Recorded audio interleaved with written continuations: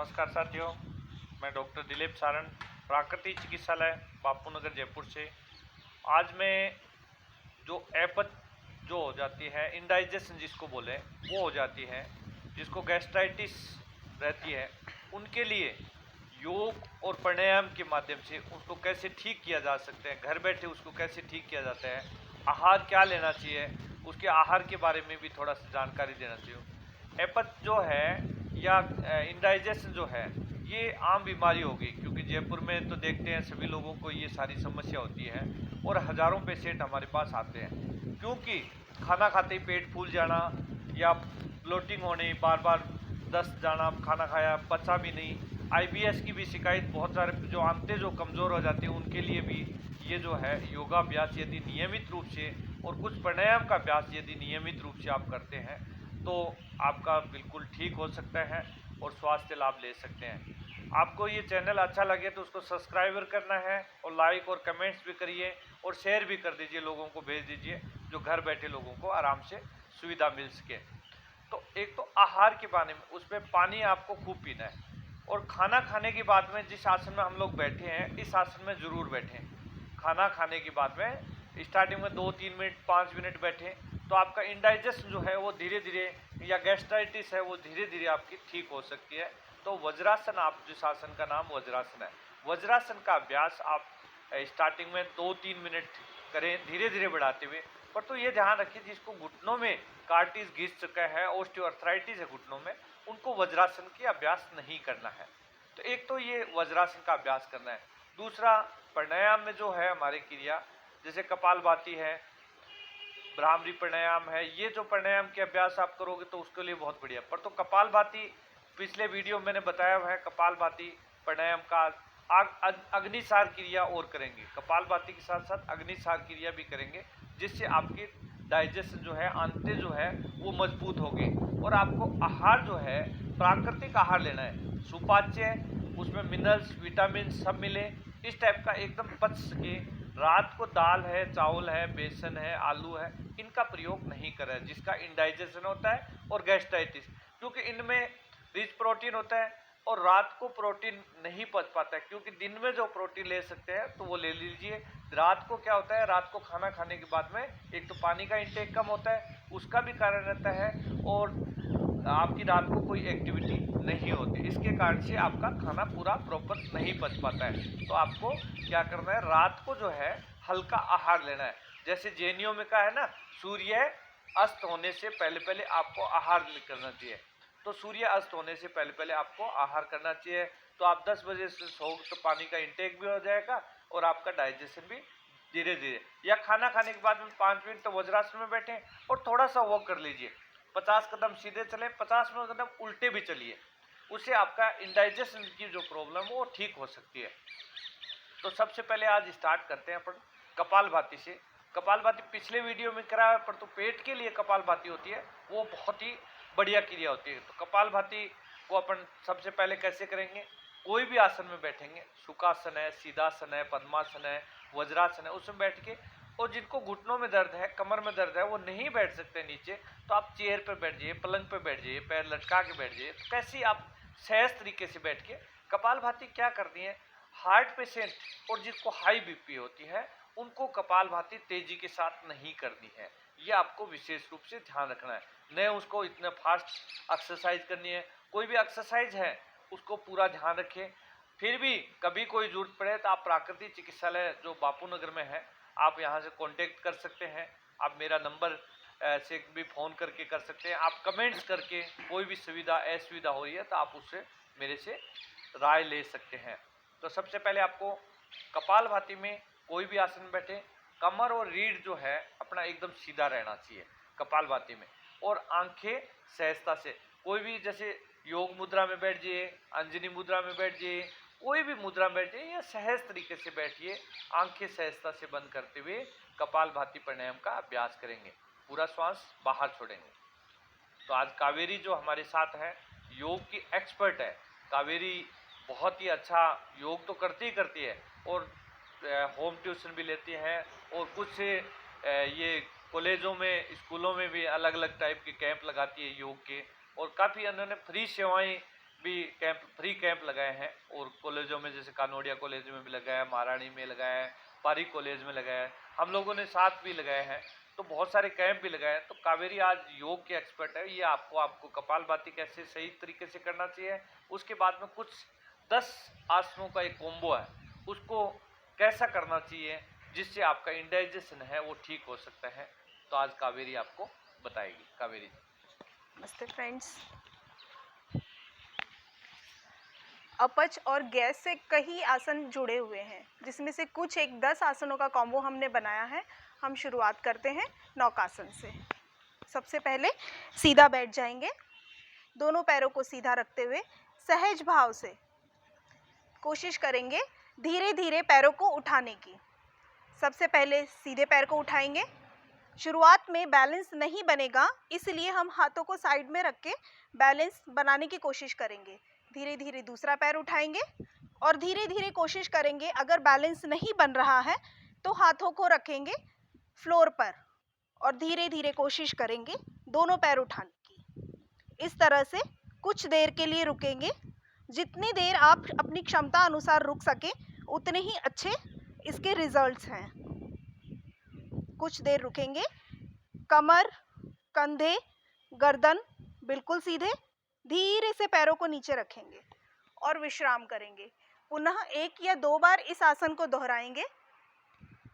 हाथों को रखेंगे ज़मीन पर, बैलेंस बनाते हुए धीरे से पीछे जाएंगे, दोनों पैरों को उठाएंगे और धीरे धीरे हाथों को छोड़ देंगे। पुनः कुछ देर के लिए रुकेंगे, अपनी क्षमता के अनुसार जितना रुक सके उतना। धीरे से पुनः नीचे आ जाएंगे और विश्राम करेंगे कुछ देर के लिए। विश्राम के पश्चात लेट जाएंगे, पीठ के बल आसन करेंगे पवन मुक्त आसन। सबसे पहले सीधा लेट के सीधे पैर को मोड़ते हुए घुटने को छाती के पास लेकर आएंगे, जितना हो सके उतना। अगर हो सके तो सर को घुटनों को छूने की कोशिश करेंगे और यहाँ रुकेंगे 10 सेकंड के लिए।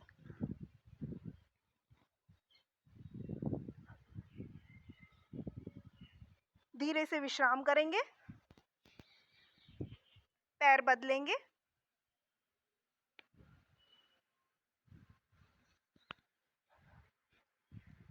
दस सेकंड के लिए रुकेंगे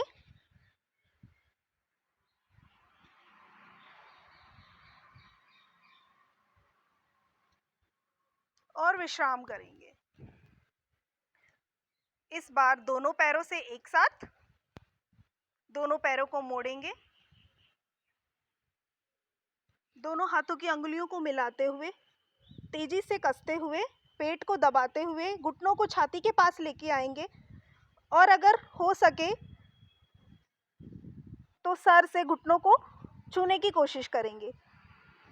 जिनको सर्वाइकल स्पॉन्डिलाइटिस की परेशानी है वो गर्दन को नहीं उठाएंगे, गर्दन को बिल्कुल रिलैक्स रखेंगे। वो जिनको सर्वाइकल की परेशानी है वो गर्दन से घुटनों को नहीं छुएंगे। कुछ देर रुकेंगे और पुनः वापस आ जाएंगे। धीरे से पैरों को सीधा करेंगे और विश्राम करेंगे। तानासन।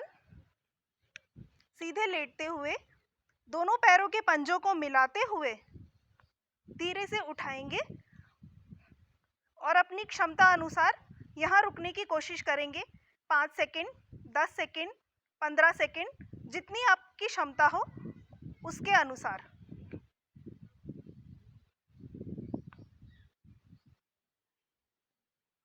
धीरे से रिलैक्स करेंगे।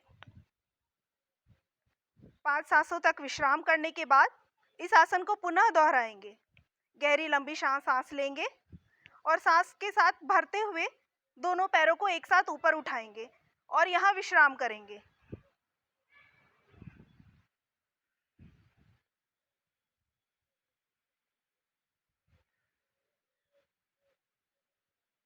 कुछ देर रुकने के बाद विश्राम करें। इन आसनों को आप अपनी क्षमता के अनुसार 2 बार, या कम से कम 3 बार तो इन्हें अवश्य दोहराएं। हर एक आसन को कम से कम 3 बार दोहराना काफ़ी अच्छा है और इसके रिजल्ट्स भी काफ़ी अच्छे हैं।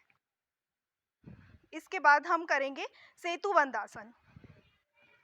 दोनों पैरों के घुटनों को मोड़ लेंगे, हथेलियों को ज़मीन पर रखेंगे और अगर हो सके तो दोनों हाथों से पैरों की एड़ी को पकड़ेंगे। शुरुआत में अगर एड़ियों को पकड़ने में परेशानी है तो हम घुटनों को मोड़ते हुए हाथों के पंजों को ज़मीन पर रखेंगे। हथेलियों को धीरे धीरे ज़मीन पर दबाव देंगे और कमर के निचले हिस्से को ऊपर की तरफ उठाएंगे और यहाँ रुकने की कोशिश करेंगे 5 से 10 सेकंड तक के लिए। सेतुबंद आसन।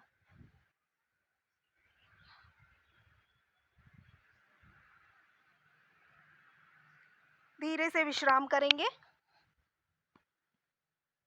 5 सांस तक विश्राम करने के बाद गहरी लंबी सांस के साथ एक बार पुनः दोहराएंगे। गहरा लंबा श्वास लिया और धीरे से कमर के निचले हिस्से को ऊपर की तरफ उठाएंगे, जितना हो सके उतना।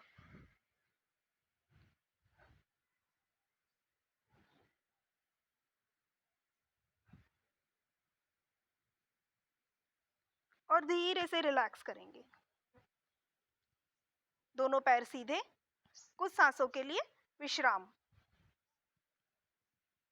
हर किसी आसन को 3 बार दोहराना काफ़ी अच्छा है। कम से कम 3 बार जरूर दोहराएं। इसके बाद हम आते हैं चक्रासन की तरफ।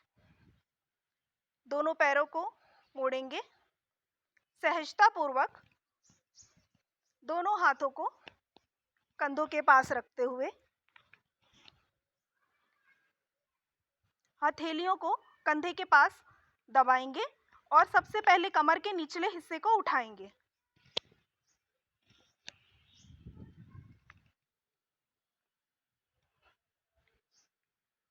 अपनी क्षमता अनुसार रुकने का प्रयास करेंगे। कम से कम 10 सेकेंड या फिर 15 सेकेंड।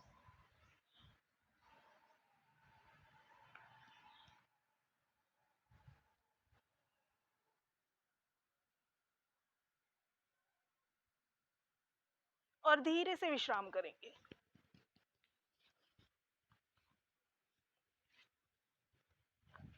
चक्रासन करने के बाद एक बार पवन मुक्तासन का अभ्यास जरूर करें।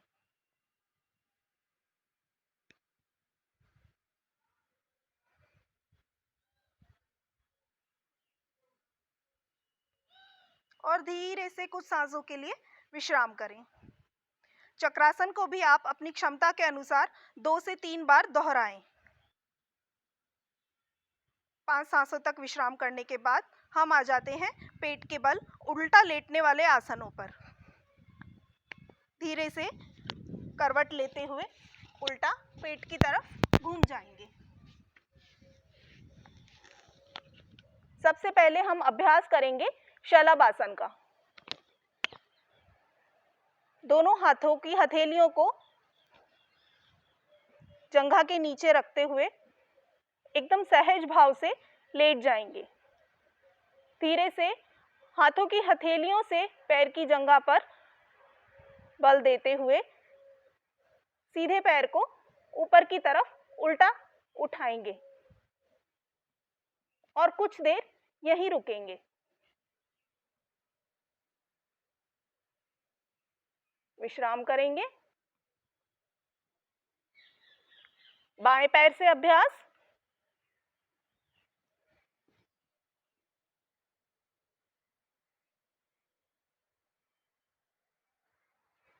कुछ देर रुके, सहजता से, बिल्कुल आराम पूर्वक, और धीरे से वापस आ जाएं। 2 से 3 सांसें विश्राम करने के बाद दोनों पैरों से अभ्यास। गहरी लंबी सांस लें और दोनों पैरों को ऊपर उठाएं।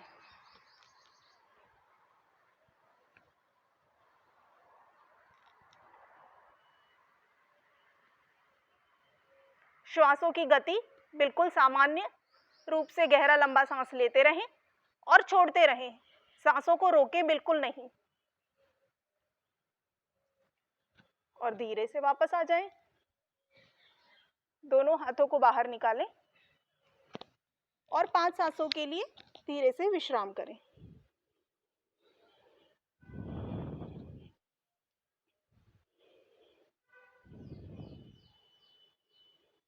जिस तरह हमने सीधा बैठकर नौकासन का अभ्यास किया था, उसी तरह हम उल्टा पेट के बल लेटकर नौकासन का अभ्यास करेंगे।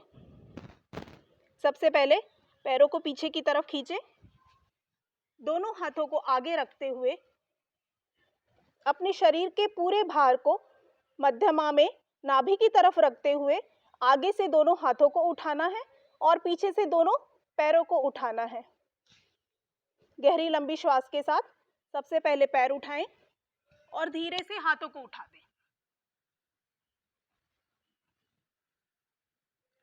सांसों की गति बिल्कुल सामान्य, गहरा लंबा श्वास लेते रहें, छोड़ते रहें। शरीर का पूरा भार आपकी नाभि पर। कुछ सेकंड के लिए रुके और धीरे से वापस आ जाएं। विश्राम करें। इसे एक बार पुनः से दोहराएं। गहरा लंबा श्वास, पहले पैरों को उठाएं और धीरे से हाथों को उठाएं।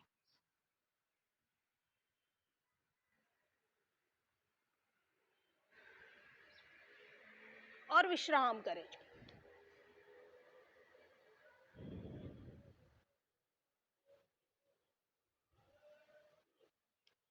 इसके बाद हम आते हैं धनुरासन पर।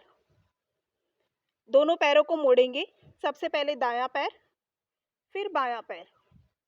दाएं पैर की एड़ी को या टखने को सीधे हाथ से पकड़ेंगे और बाएं पैर की एड़ी या टखने को बाएं हाथ से पकड़ेंगे। गहरा लंबा श्वास से ऊपर उठेंगे, शरीर का भार बिल्कुल नाभि पर, और कोशिश ये करेंगे कि पैरों को हम जितना हो सके बटक से दूर रख सकें। गहरा लंबा श्वास लिया,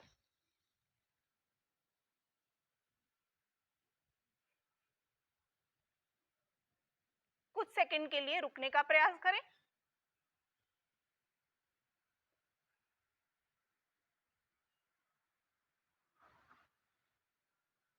धीरे से विश्राम करें।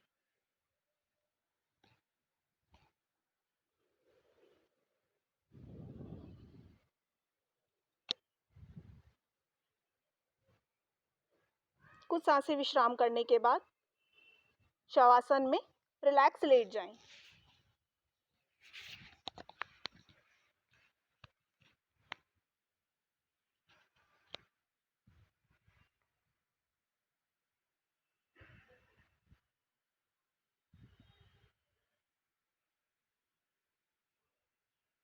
शवासन में आराम करने के बाद दाएं करवट लेटें और सीधा बैठ जाएं। तो इस तरह फ्रेंड्स, ये कुछ आसन हैं जिनसे अपच, गैस, डाइजेशन से जुड़ी हुई काफ़ी सारी समस्याएं हमारी हल हो सकती हैं। तो इन कुछ आसनों का अभ्यास आप रोज़ करें, अपनी क्षमता अनुसार रुकने का प्रयास करें और कोशिश ये कीजिए कि धीरे धीरे धीरे धीरे इन आसनों में 5 से 10 सेकेंड, 10 से 15 सेकेंड अपने आसनों में रुकने की टाइम लिमिट को आप धीरे धीरे बढ़ाने की कोशिश करें। इससे आपको बहुत ही फायदा होगा और इन आसनों का अभ्यास आप ज़रूर करें। धन्यवाद।